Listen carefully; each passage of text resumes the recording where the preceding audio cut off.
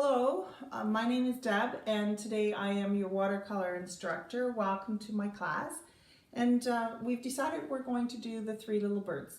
So we've already taped down our piece of paper onto our board. What I'd like you to do on your table, you have pencils. And so I'd like you to pick up your pencils and I want you to start by drawing the three shapes of the birds. So why don't you start on the left-hand side? Now, if you think about this piece of paper being in a third, so here's 1/3 and here's 2/3, you're going to start just slightly above the 1/3 mark from the bottom, okay? And what I want you to draw is a nice big oval. Don't worry about the tail at this point. You can give it a little beak, that bird. And inside the body of the bird, I want you to make a wing. So what I'd like you to do now is just draw the other two shapes. So I would go here to the right hand side of your page and draw the next oval. And notice this bird is facing down. And then somewhere here, not right in the middle, but somewhere closer to the middle, draw a nice big circle and put two little wings on it. I'll give you a moment to draw your shapes. All right, so you've got your three shapes drawn for the birds. Now what I'm going to teach you how to do is the background. And the technique I'm going to teach you today is called wet on wet. And the reason we call it wet on wet is because we're actually going to wet the paper and then we're going to use wet paint on that wet paper, okay? So let's just do a very quick practice. What I would like you to do is hold your hand like this, and we're going to actually paint on this side of our hand. So how much water do we use? This is how you know.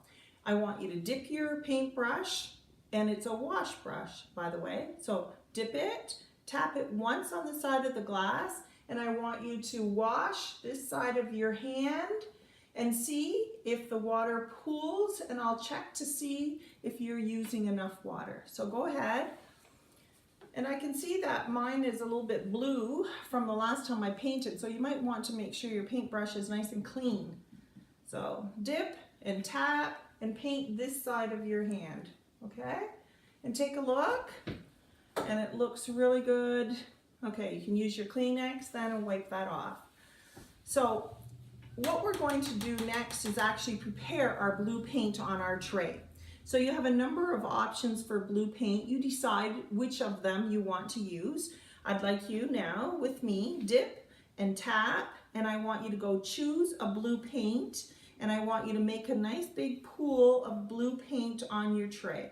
So dip and tap, and a nice big pool of blue. And I'll make sure that you have enough blue paint on your tray because you're going to do the whole background in a moment.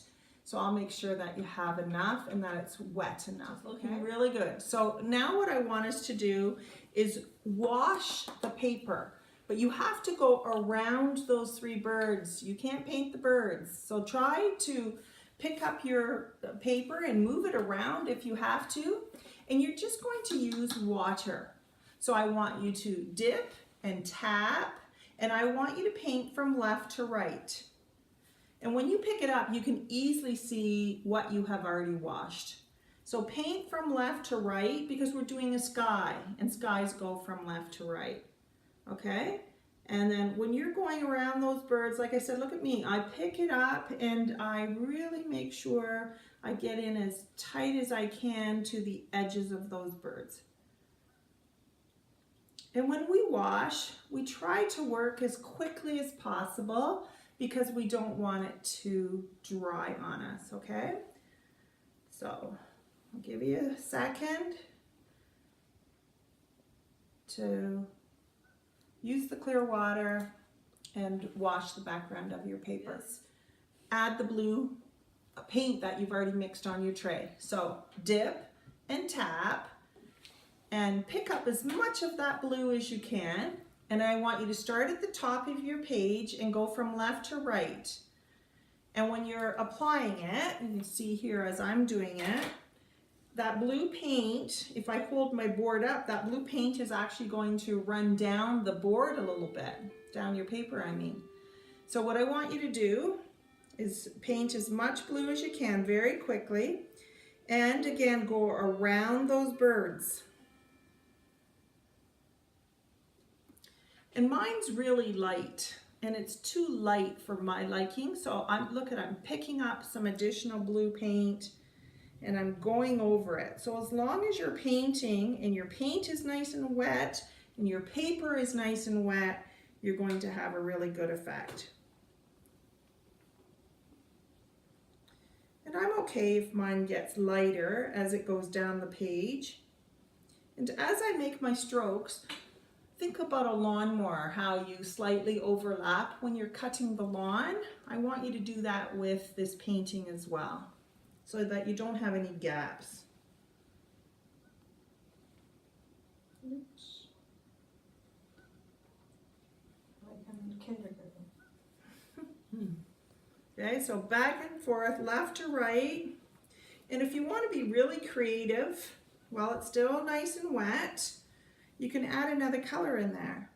So maybe you want to pick up a little bit of purple that you have on your tray, or a little bit of red and mix it in. That would be really fun. Mix a little bit of red in with that blue paint that's already on your tray. And if I add that in, I just get a little bit more interest in my sky. Okay? Now it looks like you're all caught up to me. So what I want to do very quickly now is make our clouds. So you have Kleenex in your left hand. Okay? So before this dries, what I want you to do is take your Kleenex and puff it out like a nice big fluffy white cloud, and I want you to make a cloud partially behind one of the birds, and a nice big cloud, okay? And down goes your Kleenex, and hold it, press down. So what that's going to do is pick up the blue pigment that's on your paper and not allow that blue paint to get to the paper. Okay, so hold it down. I think it should be good. Now lift it up. How did you do? Okay, if you're not happy with it, change the Kleenex and let's go make another one somewhere else, maybe a little bit further down. Okay, so down somewhere, I'm going to put it behind two of my birds. Okay, and hold it down. Nice big clouds.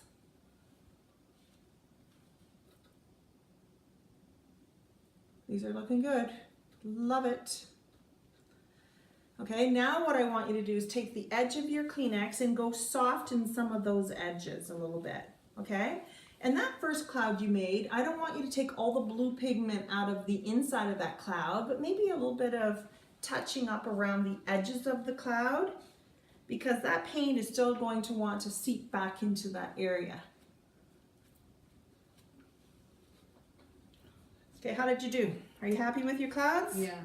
All right, so I think we're ready now to start painting our three birds.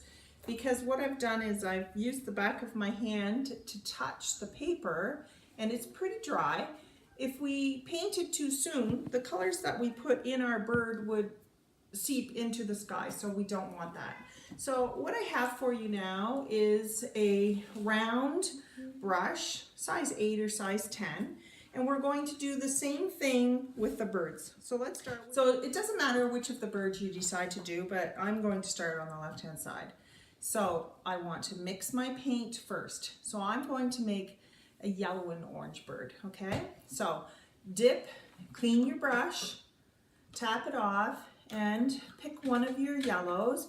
And you just need a small pool this time because it's only a small bird. So a small little pool of yellow paint. And then a small little pool of red paint beside it because you can mix that for orange. Okay? As soon as you have your paint mixed on your tray, what I want you to do then is dip and tap off and paint, including the wing, the one bird. Not the beak though, okay? We'll wait and do the beak at the very end. So paint with water first, or I should say wash it with water first. And then I want you to dip and tap, and I want you to then paint it, the whole thing, with yellow. And again, get a good pigment on there. Make sure it's not too pale. You can have a look at mine if you're wondering how dark you should make that yellow. A little bit more water in there, Fern, I think, so it will really run well, okay? That's good, Abby, nice and wet. Now, while it's nice and wet, I want you to pick up a little bit of that red that you've got on your tray, and maybe near the rear end, I want you to drop just some of that red on a portion of the bird. And then actually pick your paper up and move it around. And you see when I move it around how that paint actually flows, so you don't have any hard edges on the inside of your bird. Okay, so I've created a nice orange there. And then as it dries, I can pick up a little bit more red and add just a little bit more red to the very rear end of that bird. Okay, yeah, these are looking really good. So add a little bit more water in there, Fern, and I think that will flow really well. Nice yellow. Okay, now while it's nice and wet, get some of that orange on there, okay? Or get some of that red on there, actually, and it will make an orange. So what we're going to do now is choose different colors for each of the birds, and we're going to do the exact same thing with the other two birds. So as that paint is drying on that bird of yours, I want you to take that small brush. It's also a round, probably size 4 or 6 will do. And what I want you to do is what we say, charge in. So go right into your paint tray and pick up just on the tip of that brush some more of that red color, and just start gently applying that again where you had the orange, okay? So apply that paint in there. And what I'm looking for is that when you've got that in there, you can see sort of a light yellow and then an orange color and then a darker red in there. And if you get a little bit carried away, you can always just soften it up very lightly with your Kleenex, okay? So I'm just going to work on that with my small brush until I'm happy that I have a nice transition between those 3 colors.